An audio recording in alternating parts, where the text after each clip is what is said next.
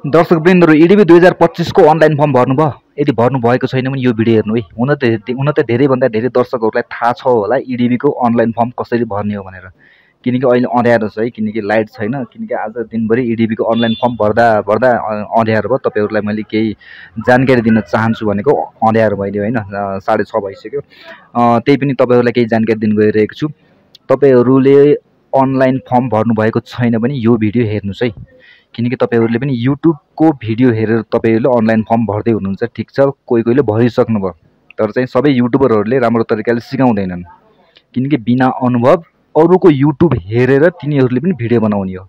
तर चाहिँ मसँग अनुभव छ, मैले धेरै वर्ष अगाडिदेखि EDV को फर्म भर्दै आइरहेको छु र धेरै जसोलाई पार दिएको पनि छु। धेरै जसो EDV पढेर अमेरिका पनि पुगिसके।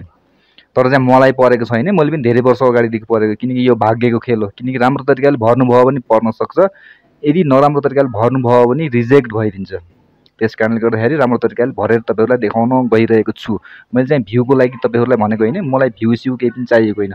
मैले चाहिँ तपाईलाई मसँग भएको अनुभव तपाईहरुलाई शेयर गर्नको लागि मात्र मैले यो भिडियो बनाइदिएको हो।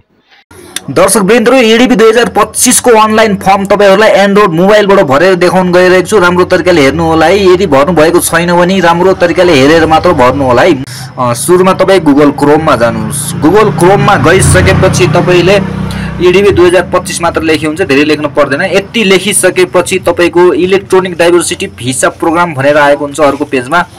यहाँ छोइदिनुस्। यहाँ छोइसकेपछि EDV को वेबसाइट खुल्छ। त्यसपछि यहाँ EDV 2025 इन्स्ट्रक्सन लेखेको छ। तपाईलाई EDV को बारेमा केही जानकारी चाहिए पनि यहाँ छोएर यसभित्र हेर्न सक्नुहुनेछ। त्यसपछि सेकेन्डमा छ फोटो एक्जाम्पल। फोटो सम्बन्धित जानकारी यहाँ दिएको छ। अहिले तपाईलाई म EDV को फर्म भर्न सिकाउन गइरहेको छु। त्यसकारणले गर्दाखेरि यहाँ बिगिन इन्ट्री हरियो बटनमा क्लिक गर्नुस्। त्यसपछि क्लिक गरिसकेपछि दर्शकवृन्दहरु यहाँ चाहिँ क्याप्चा लेख्नु पर्ने छ। यहाँ जति जे छ त्यही लेख्नु है। जस्तै मैले लेख्न गइरहेको छु यहाँ 4 यच फेरि 4 त्यसपछि यस 6 यन। यहाँ माथि जे छ त्यही टाइप गरेर सबमिट गरिदिनुस्। सबमिट गरिसकेपछि EDV 2025 को अनलाइन फर्म खुलिसकेको छ। यो फर्म हो, यसैमा हामीले भर्नु पर्ने छ। दर्शकवृन्दहरु सुरुदेखि अन्त्यसम्म हेरिदिनु होला। किनकि यदि भर्नु भएको छैन भने मेरै भिडियो हेरेर भर्नु होला है। दर्शकवृन्दहरु तपाईहरुलाई म सिकाउन गइरहेको छु। सुरुमा लेख्नुस्, तपाईले यहाँ लेख्नुस् लास्ट नेम भनेको छ है। लास्ट नेम तपाईको थर लेख्नुस् HITANGA। त्यसपछि फर्स्ट नेम तपाईको नाम है, यहाँ नाम लेख्नुस् है PAWAN पवन। त्यसपछि मिडल नेम, यदि तपाईको मिडल नेम छैन भने तपाईले नो मिडल नेममा चाहिँ क्लिक गरिदिनुस् है। यदि मिडल नेम छ भने लेख्नुस्, छैन भने नो मिडल नेममा टिक लगाइदिनुस्। त्यसपछि दर्शकवृन्दहरु तपाई यहाँ तल आउनुस्, 2 नम्बरमा आउनुस्, मेल वा फिमेल सिलेक्ट गर्नुस्। त्यसपछि यहाँ डेट अफ बर्थ लेख्नु पर्ने छ। दर्शकवृन्दहरु डेट अफ बर्थ लेख्नुस्।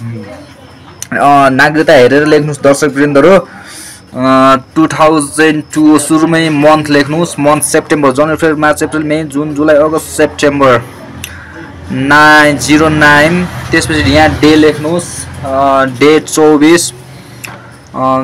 त्यसपछि यहाँ चाहिँ इयर लेख्नुस् है, इयर लेख्नुस्। त्यसपछि यहाँ 4 नम्बरमा आएको छ city where you were born भनेको छ। तपाईको जन्मेको शहर, तपाई कहाँ जन्म भएको छ सिटी मात्र लेख्नुस्, अरु केही नलेख्नुस्। जस्तै म लेख्न गइरहेको छु TANSEN तानसेन। यदि तपाईलाई थाहा छैन भने सिटी छैन भने बर्थ सिटी अननोन भनेर यहाँ टिक लगाइदिन सक्नुहुन्छ है।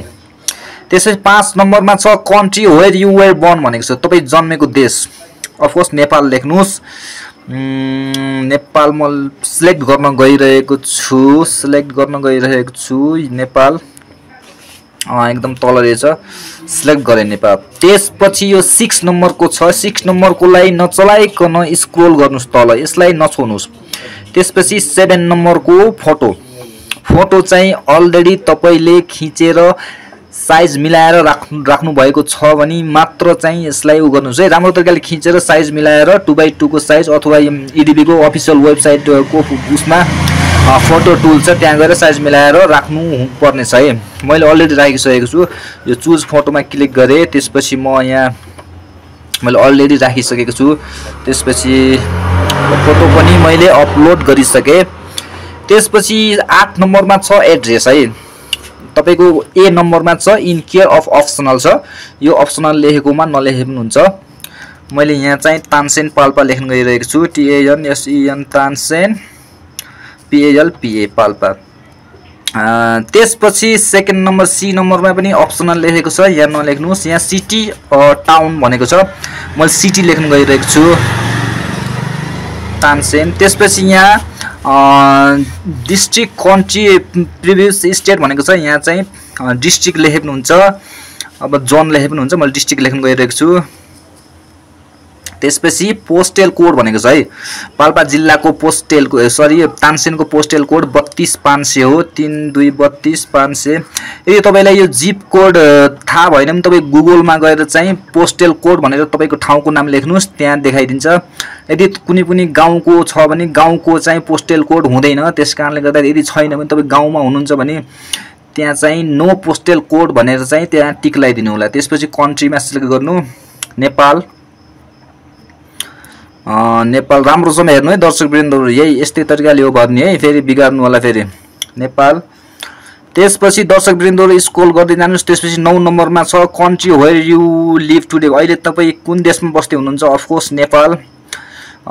यहाँ नेपाल सिलेक्ट गर्न गइरहेको छु। एकदम तलतिर रहेछ नेपाल, थर्ड क्लासमा गनिदो रहेछ क्या, त्यसले तलतिर राख्दैछ। त्यसपछि तपाईले यहाँ फोन नम्बर अप्सनल छ, लेखे पनि हुन्छ नलेखे पनि हुन्छ र म लेख्दैन है। त्यसपछि यहाँ इमेल एड्रेस है। इमेल एड्रेस कम्पलसरी टाइप गर्नुपर्ने छ। यदि तपाईलाई पछि पर्यो भने यसैमा चाहिँ मेसेज आउँछ है। SITANSESOM@gmail.com। त्यसपछि कन्फर्म गर्नुस् इमेल एड्रेस।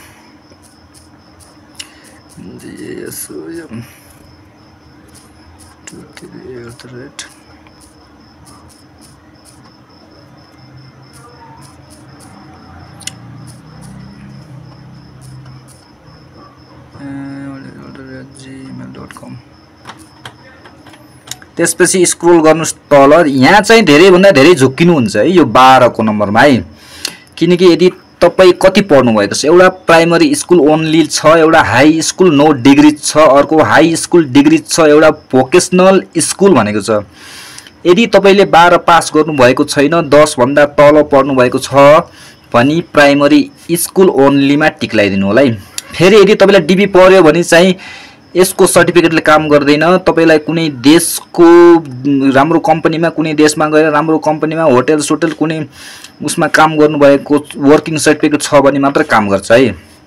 यदि तपाई 12 पास गर्नु भएको छ भने high school no डिग्रीजमा click गरिदिनुस्।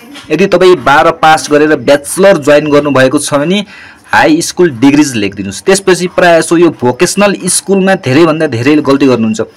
Vocational school भनेको के हो भने तपाई यदि 12 पास नगरेको, जस्तै एसएलसी पास गर्ने बित्तिकै तपाई 11 12 नपढिकन कुनै टेक्निकल लाइनमा जानु भएको छ भने, टेक्निकल लाइन भन्नाले कुनै अनमी सीएमई जस्तै कृषितिर, त्यसपछि इन्जिनियरिङतिर जानु भएको छ भने मात्र भोकेसनलमा टिक लगाइदिनुस् है। मैले चाहिँ प्राइमरी स्कुलमा टिक लगाइदिनु गइरहेको छु। मैले यो मेरो भतिजोको भर्देको। त्यसपछि 13 नम्बरमा what is your current marital status भनेको छ। तपाईको बिहा भएको छ भने बिहा म्यारिडमा टिक लगाइदिनुस्, बिहा भएको छैन भने अनम्यारिडमा टिक लगाइदिनुस्। यदि तपाईको डिभोर्स भएको छ भने डिभोर्समा टिक लगाइदिएर तपाईले पछि यदि पर्यो भने त्यसको सर्टिफिकेट पनि चाहिन्छ है, डिभोर्स पेपरहरु पनि। मैले अनम्यारिडमा टिक लगाइदिन गइरहेको छु। त्यसपछि तल आउनुस्। त्यसपछि यो चाहिँ 14 नम्बरकोमा नम्बर अफ चिल्ड्रेन हो, यहाँ 0 लेखिदिनुस्। त्यसपछि यहाँ चाहिँ कन्टिन्यूमा क्लिक गरिदिनुस्। कन्टिन्यूमा क्लिक गरिसकेपछि एकछिन टाइम लाग्छ दर्शकवृन्दहरु, यो प्रोसेसिङमा जाँदैछ। त्यसपछि सबै राम्रोसँग एकचोटी चेक गर्नुस् है, तपाईले कतै बिगार्नु त भएको छैन भनेर। यदि बिग्रेको छ भने फेरि एडिट गर्न सक्नुहुनेछ है। मैले सब चेक गरिसके। अब मैले सबमिट गर्न जाँदैछु। ल सबमिट गरे ग्रीन बटनमा। ल दर्शकवृन्दहरु ल एकैछिनपछि हेर्नुस् ल हेर्नुस् सक्सेस भनेर आएको छ है DB 2025 submission confirmation number entry receive भनेको छ है यदि तपाईलाई पछि DB को रिजल्ट खुल्यो भने तपाईलाई यो कन्फर्मेसन नम्बर चाहिन्छ त्यसकारणले गर्दा यसलाई चाहिँ स्क्रिनशट हानेर तपाईले राख्न सक्नुहुनेछ दर्शकवृन्दहरु यति नै हो राम्रो लाग्यो भने लाइक चाहिँ गर्न नभुल्नु होला हस्त धन्यवाद